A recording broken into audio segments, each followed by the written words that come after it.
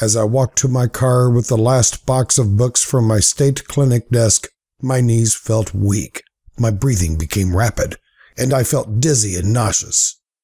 I dropped into the seat of my Firebird and waited for the wave of terror to pass. As always, it finally did pass within about 20 minutes. I felt a strong need for Janet's comforting body. I arrived at the house after a blur of a drive up Highway 564 through some light rain. As I walked in, Janet offered me a drink and told me the kids were asleep. I took her hand and walked up the stairs to our room where, after removing our clothes, we laid down holding each other and drifted to sleep. The coming year saw my private practice grow into a full-scale clinic system with offices in West Las Vegas, Henderson, Paradise, and Boulder City. I was employing 12 therapists, 2 full-time secretaries, and an office manager, Janet.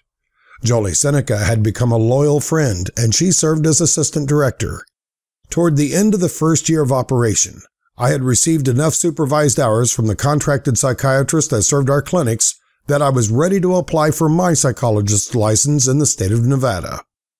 I began collecting all of the documentation I was required to provide the Nevada Board of Psychology. When the package was complete, I sent it off to the board's office in Reno. I felt that I had reached the pinnacle of my professional goals and couldn't wait to advertise myself as Paul Ransom, Ph.D., licensed clinical psychologist. 2 weeks later, I went to the post office box since there wasn't a home delivery of mail in our area of Vegas. As I pulled the letters from the box, I saw the return address, Board of Psychology, Reno, Nevada. My heart jumped, and my breathing became more rapid. I gently opened the envelope and read the following words. Your application for license as a psychologist in the state of Nevada is hereby denied. I was stunned.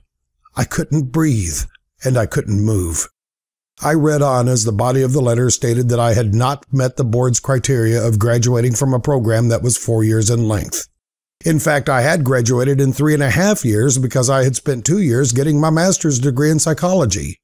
I actually had 5.5 years of graduate study in psychology. I couldn't believe it. I called the board's office and asked to speak to someone with authority. The voice on the other end of the line sounded smug. I'm Stan Rochester, president of the Board of Psychology. I explained my position, but after a 20-minute conversation, he said there was nothing that could be done and that I would not be allowed a license to practice psychology in Nevada.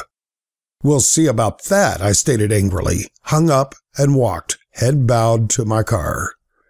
It was beginning to lightly rain, and tears of anger were running down my cheeks. The battle wasn't over, I determined. I would address this legally. Pulling into the driveway, Susie was just getting home from school.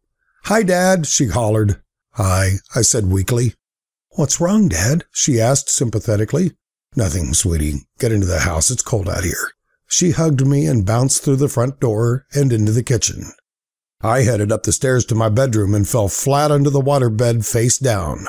That's where I was when Janet got home 2 hours later.